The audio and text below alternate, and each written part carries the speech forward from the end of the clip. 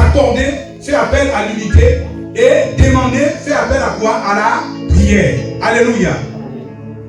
Si nous revenons sur ce que nous avons vu le dimanche dernier, parlant des disciples qui étaient au nombre de 120, qui ont obéi et qui sont allés à la chambre haute.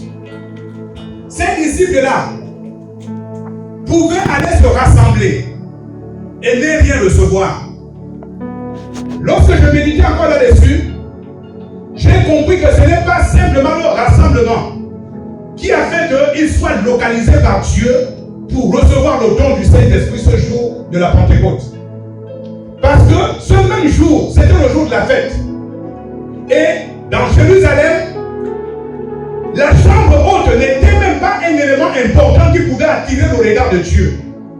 Mais ce qui pouvait attirer le regard de Dieu ce jour-là, de la Pentecôte, de la grande fête de Dieu, c'était le temple de Salomon.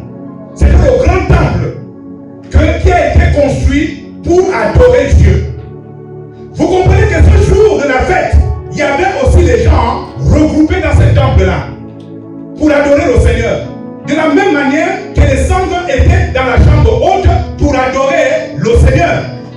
Mais pourquoi Dieu ou le Saint-Esprit n'a localisé qu'une simple maison qui n'avait même pas l'appellation d'un temple pour aller déverser sa puissance sur les sangs et non sur ceux qui étaient dans le temple, où il y avait les prêtres, où il y avait les Sadducéens, où il y avait les scribes, où il y avait les pharisiens. Tous ceux qui avaient la connaissance de la parole de Dieu étaient regroupés ce jour de la fête. Mais ils n'ont pas été localisés par Dieu. J'ai compris que l'élément important qui a amené Dieu à localiser ces 120, c'était l'unité. C'était l'unité. Si deux d'entre vous s'accordent à partir de 2 personnes, ceux qui étaient dans le temple de Jérusalem étaient là-bas pour la fête, étaient là-bas pour manger et boire. Et chacun apportait selon sa prospérité. Chacun apportait selon ses moyens. Et là, à l'intérieur, il y avait aussi les pauvres. Donc nous comprenons qu'il y avait disparité de pensées. Tout le monde n'avait pas la même pensée. Ils étaient dans le désaccord. Quand bien même, c'était pour manger et boire. Mais l'unité de l'esprit, pour attirer le regard de Dieu, ce n'était pas ça. Parce que tout le monde n'était pas au même point d'égalité. Dans l'apport et même dans la manière de fêter. Et c'est pourquoi Dieu n'a pas regardé ce côté. Et pourtant, c'était le côté le plus privilégié, où Dieu devait déverser l'onction de son esprit sur les pharisiens, les sadducéens, les grands prêtres, les maîtres de la loi, et tous ceux qui étaient présents dans le temple. Mais malheureusement, ils n'ont pas reçu ce don.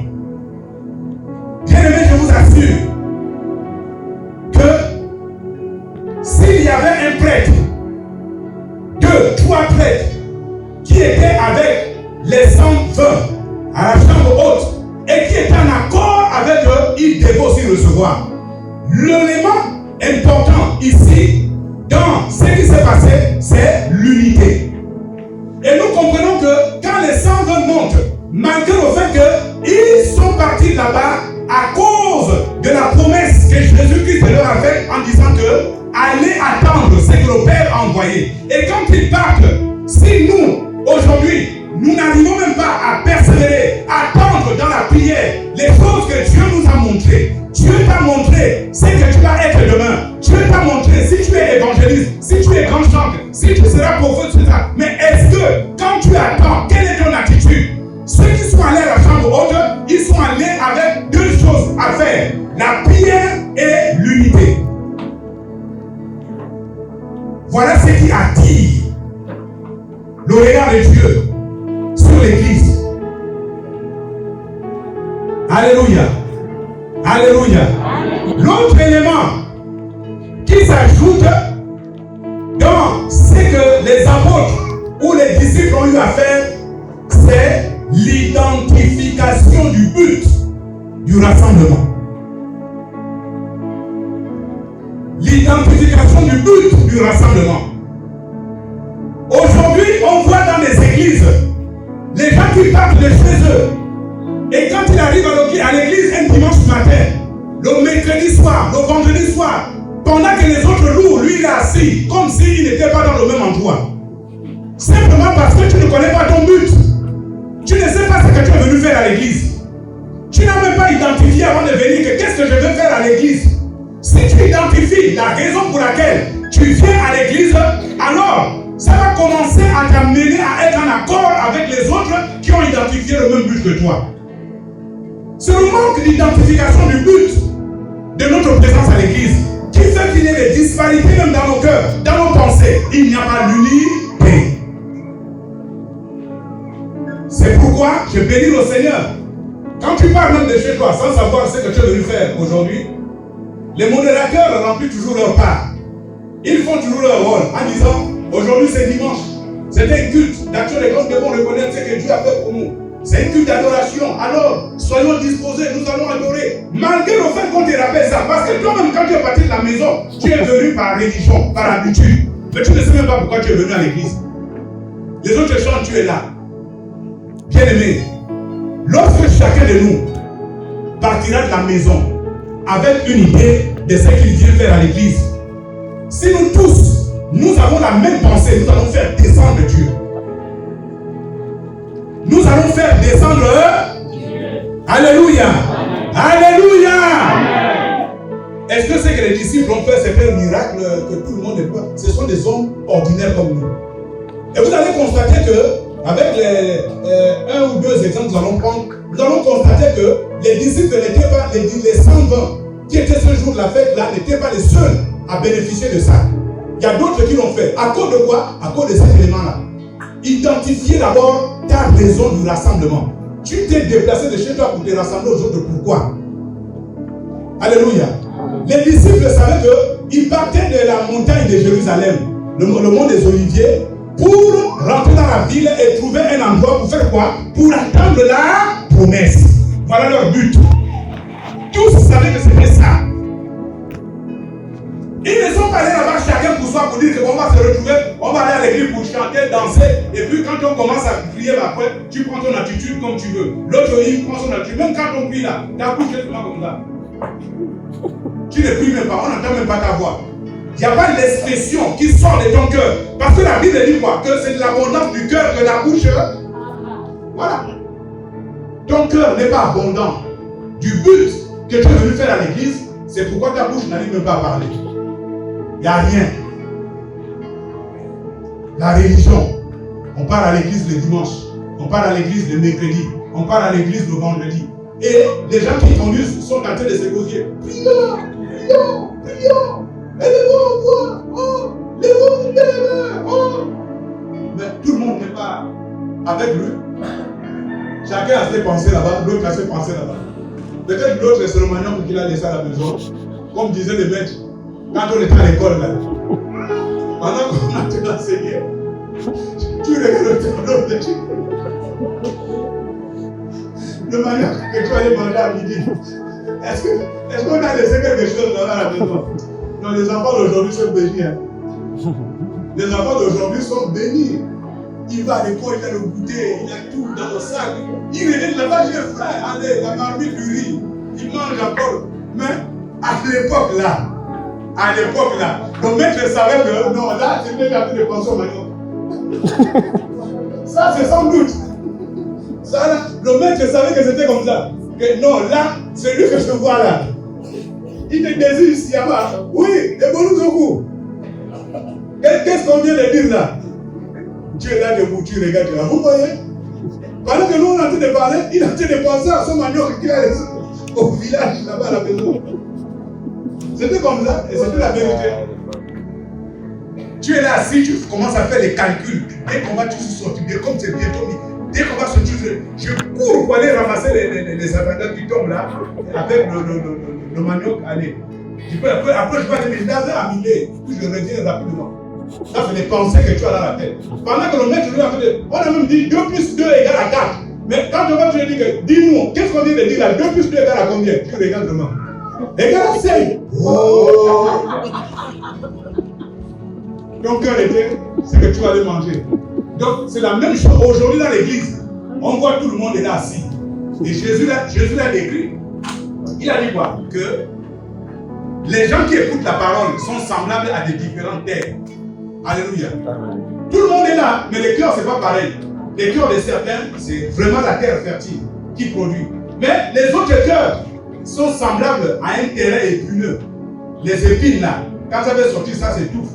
Il y a encore des cœurs là, parmi nous, qui sont semblables à la pierre. Donc, quand ça veut pousser un peu là, les racines ne peuvent pas aller loin, ça c'est tout. Les autres, c'est le long de la route. Dès que la parole, tu finis, dès que tu vas sortir là, allez, le diable vient enlever ce que tu as reçu. Par tes propres inquiétudes. Voilà. Alors que nous sommes tous là, vous êtes en train de me regarder là. Tout le monde ne reçoit pas la parole que je dis ce matin, que je donne ce matin de la même manière. Vous êtes en train de me regarder, mais tout le monde ne reçoit pas ça de la même manière. Bon, les blancs ont fait quelque chose de bien. Peut-être qu'il y a des moments où tu es un peu distrait, tu as le téléphone en enregistre, tu vas encore t'asseoir un peu à la maison, tu réécoutes. Ça peut encore, on appelle ça, booster ta foi à nouveau. Peut-être que tu n'as pas bien compris à l'église. Alléluia. Que le Seigneur vous bénisse. Alléluia. Ma prière est qu'au nom de Jésus-Christ, nous soyons unis désormais dans l'unité de cœur. Alléluia. Ma prière est que désormais, nos peuples des cages sachent identifier la raison pour laquelle ils viennent à l'église chaque matin, chaque soir. Alléluia. Chaque matin du dimanche, chaque soir du mercredi et du vendredi. C'est ça notre prière. Quand tu viens le mercredi, depuis la maison, dans ton esprit, tu as identifié, aujourd'hui c'est même le jour de quoi? Ah, aujourd'hui c'est le mercredi, c'est le jour de l'enseignement. Je dois aller pour écouter l'enseignement. Tu as identifié le but de ta réunion. Et quand tu viens à l'église, tu as d'abord la première chose, c'est quoi? Tu sais que là où je vais, je dois louer le Seigneur, l'adorer. Je dois prier parce que c'est celui-là qui va me parler. Ça va éviter l'oisiveté. Et dès que tu es là, quand on donne l'enseignement, comme tu as identifié que ton but de l'enseignement, tu feras attention. Et le vendredi, quand tu viens, tu quittes la maison avec déjà une idée dans ta tête que le vendredi, c'est le culte de prière. Je vais là, c'est pour aller prier. Tout le monde est uni avec cette pensée pour la prière. Les dimanches, quand on vient, tu dis, c'est le culte d'adoration, c'est le culte de louange, c'est le culte où je dois recevoir la parole que Dieu me donne. Et quand nous sommes là, unis, le matin, on commence par louer, par adorer, par prier, chanter pour le Seigneur. Et ensuite, quand la parole de Dieu vient, nous sommes tous là. Nous allons faire descendre. Vous allez constater que les choses vont changer peu à peu dans l'église. L'atmosphère va changer. Parce que ce qui attire, ce qui change l'atmosphère d'un endroit, c'est la puissance de Dieu. Et la puissance de Dieu est attirée par quoi? Par l'unité. Par l'unité. Alors, quand on regarde ce passage-là,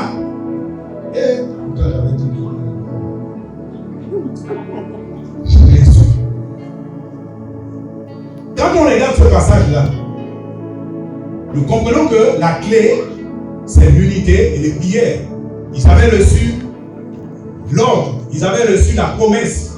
Mais la promesse, sans l'application de ce que tu dois faire de ta part, cette promesse-là va beaucoup tarder.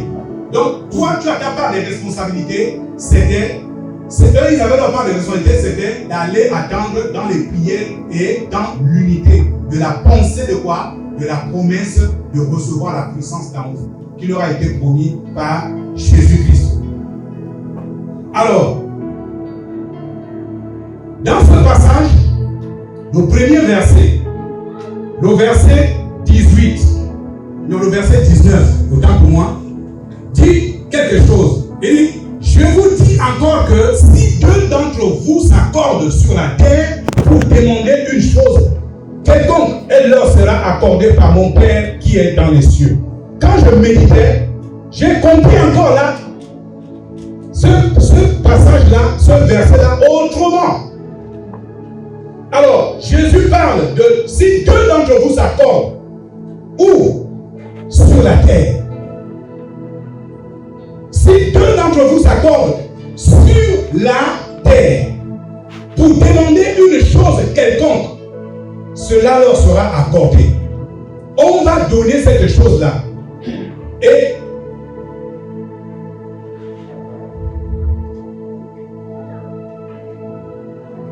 cela leur sera accordé par qui? Par mon Père qui est dans les cieux. C'est la précision que je voulais avoir. Cela leur sera accordé par mon Père qui est dans les cieux. Si on demande quelque chose sur la terre, si on est en accord, Alors, bien aimé, je veux apporter une précision par rapport à ce premier verset, parce qu'il y a l'autre verset qui suit, c'est le verset 20. Ce premier verset ne s'adresse pas seulement aux chrétiens. Comprenons ça. Ce premier verset ne s'adresse pas seulement aux chrétiens, mais ce premier verset, Jésus est en train de parler ici à tous ceux qui peuvent être en accord pour demander une chose quelconque.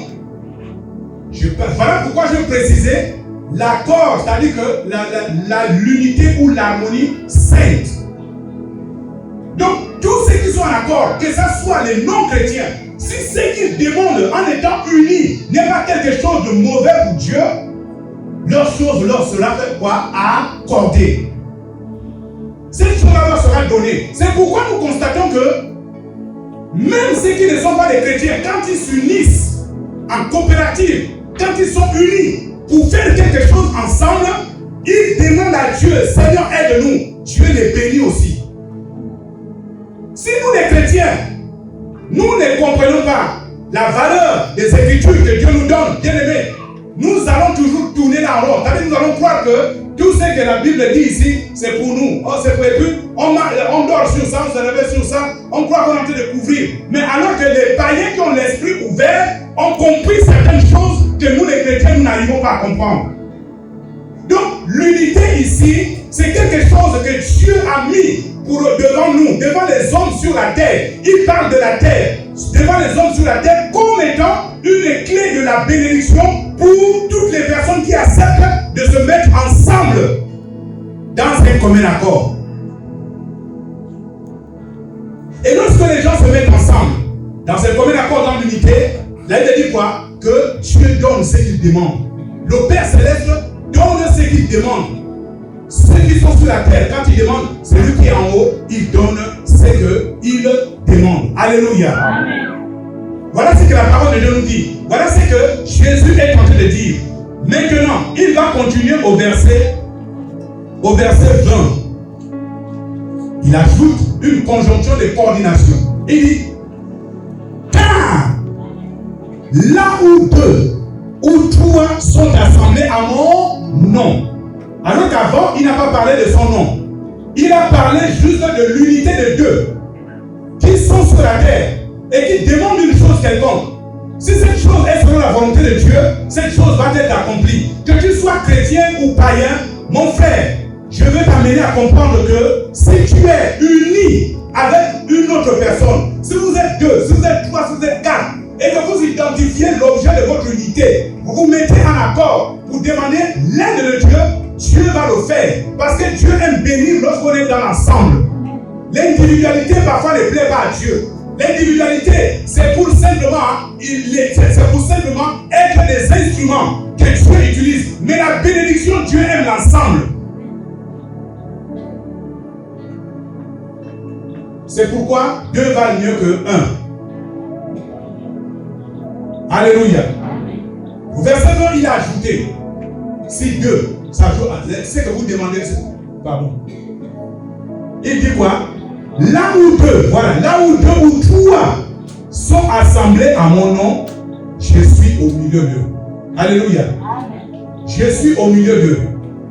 Et là, ça rejoint maintenant ce qui s'est passé dans les actes des apôtres.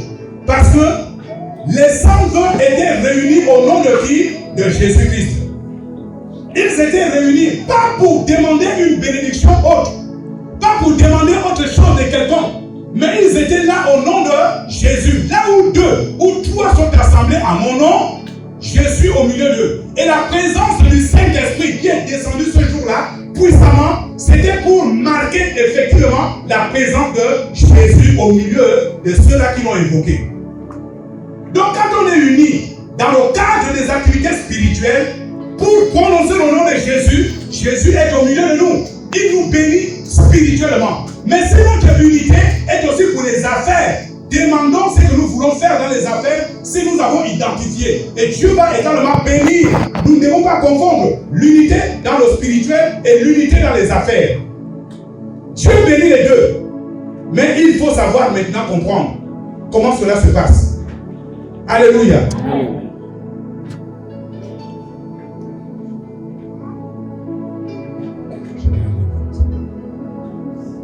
J'ai déjà lu le deuxième verset. Hein. J'avais donné l'explication du premier. J'ai déjà parlé du deuxième. Maintenant, Acte 1 là. Je crois que j'ai déjà parlé de ça. Acte 1, verset 12 à 14.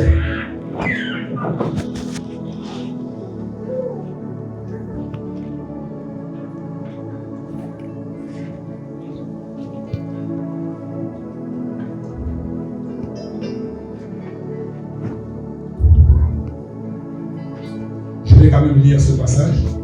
Acte 1, pour appuyer ce que je disais tout à l'heure. Acte 1, verset 12 à 14. Acte 1, verset 12 à 14.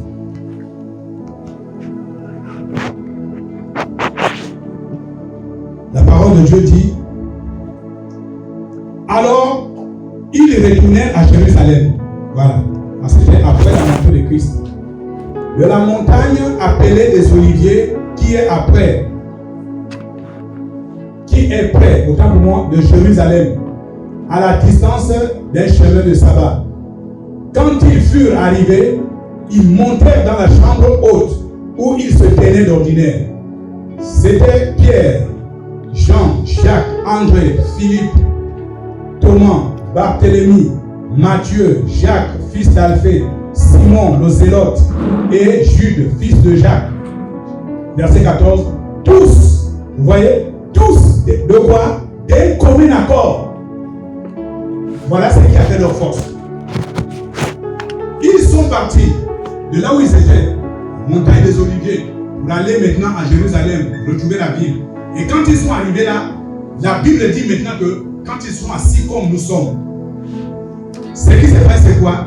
On nous dit, tous d'un commun accord, persévéraient dans la prière avec les femmes et Marie, mère de Jésus, et avec le Père de Jésus. Amen. Amen. Voilà. Donc, ça c'est le passage pour appuyer ce que je venais de vous dire tout à l'heure, que ce qui a fait que Dieu ou le Saint-Esprit identifie les 120 à la chambre haute, ce n'était pas seulement leur rassemblement. Le seul rassemblement que nous pouvons avoir ne peut même pas attirer le regard de Dieu. Mais ce qui peut attirer le regard de Dieu, c'est l'unité que nous allons avoir autour de notre objectif. Est-ce que nous tous, nous avons un objectif commun quand nous nous retrouvons à l'église? Est-ce que les femmes ont un seul objectif quand elles se retrouvent les samedis? Est-ce que les hommes ont un seul objectif quand ils se retrouvent lors de leur réunion? Chaque regroupement, quand les hommes ont un même but, quand les hommes sont unis autour de ce but-là, ça crée une puissance entre les personnes qui sont regroupées. Et ça, la nature nous l'a toujours démontré. Ça a toujours été comme ça. C'est le manque d'unité au milieu des hommes qui fait que les rassemblements des gens n'aient pas d'impact véritable dans leur vie spirituelle et dans ce qu'ils veulent faire même, ou dans ce qu'ils veulent entreprendre. L'impact vient de l'unité de cœur autour du but que les gens veulent atteindre. Alléluia. Et nous avons compris tout à l'heure que tous ceux qui étaient dans la ville, tous ceux qui étaient dans le temple de Jérusalem n'avaient pas bénéficié de ça parce que sûrement tous n'avaient pas identifié le but de leur présence. C'était la fête, c'était autre chose, mais qui n'avait rien à voir vraiment avec le but spirituel de la Pentecôte selon Dieu. Alors, regardons maintenant ce que l'unité également continue à produire. C'est pour juste renchérir ce que nous avons déjà dit. Dans le psaume 133, je pense que les gens connaissent bien ce passage. Il n'a que 3 versets. Le psaume 133, versets 1 à 3. On va lire, sinon, il y a beaucoup qui peuvent peut-être réciter. Psaume 133.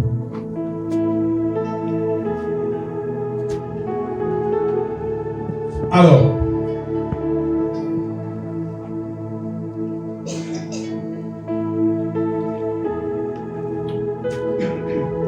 la parole de Dieu dit, à partir du verset 1, Cantique des degrés de David. Voici, oh, qu'il est agréable, qu'il est doux des frères de demeurer ensemble. C'est comme l'huile précieuse qui, répandue sur la tête, descend sur la barbe d'Aaron, qui descend sur le bord de ses vêtements. C'est comme la rosée de l'Hermon, qui descend sur les montagnes de Sion. Car c'est là que l'Éternel envoie la bénédiction, la vie pour l'éternité. Alléluia. Alléluia. Vous voyez que tout le reste en bas là, toutes les descriptions qu'on est en train de donner en bas, c'est la conséquence de ce qu'on nous dit ici en haut. Voici, oh, qu'il est agréable, qu'il est doux. Pourquoi? Pour qui? Pour des frères de demeurer ensemble. C'est comme quoi? C'est comme jusqu'à déverser la bénédiction, la vie en abondance pour l'éternité. La conséquence, c'est demeurer ensemble. Et quand la Bible nous parle de demeurer ensemble ici, ce n'est pas un simple rassemblement où les gens veulent seulement se retrouver. Non. La Bible parle de demeurer ensemble dans le sens de l'unité. Dans le sens de l'unité. Oh, comme il est doux, comme il est agréable pour des frères, pour des sœurs d'être unis, d'être en accord.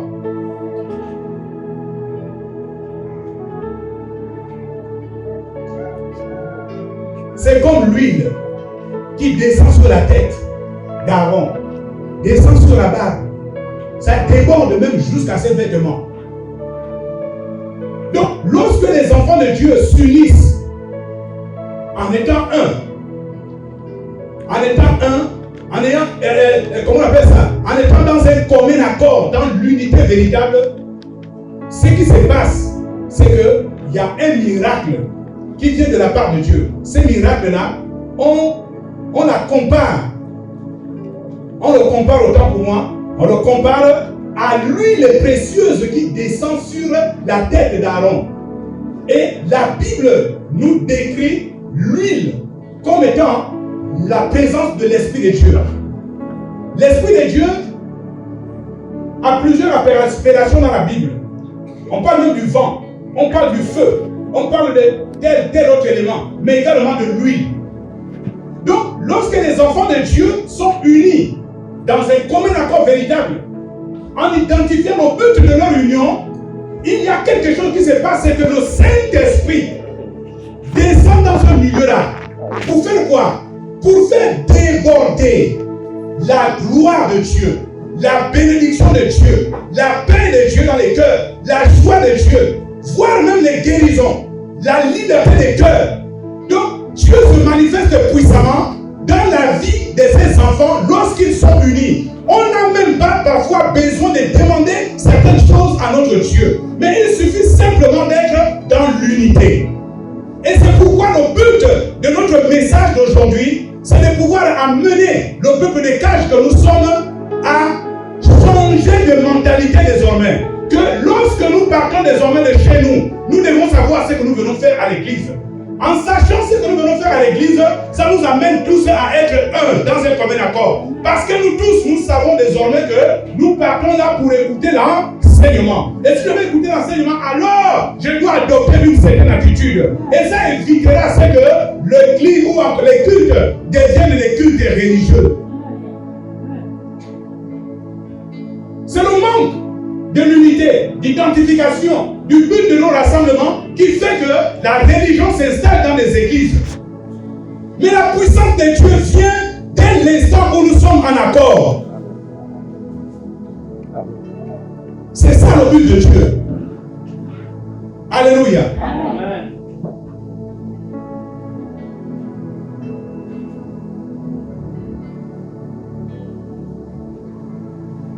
Qu'il est agréable, qu'il est doux pour des frères de demeurer ensemble.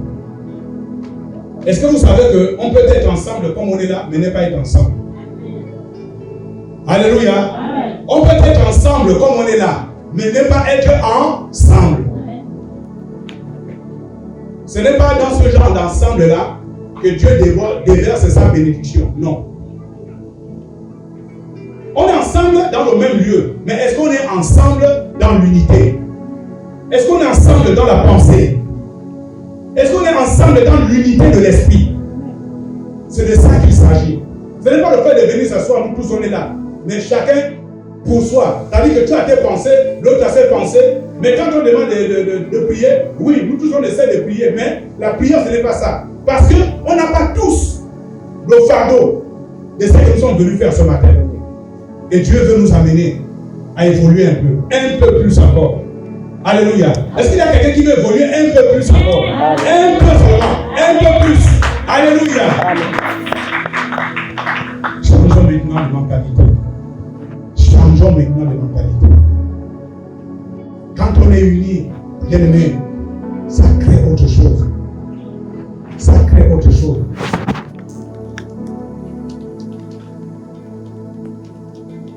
Voilà notre message ce matin. Voilà le but de notre message ce matin. Bien aimé, au sortir d'ici, tu dois comprendre que tu ne dois plus faire les choses de la même manière.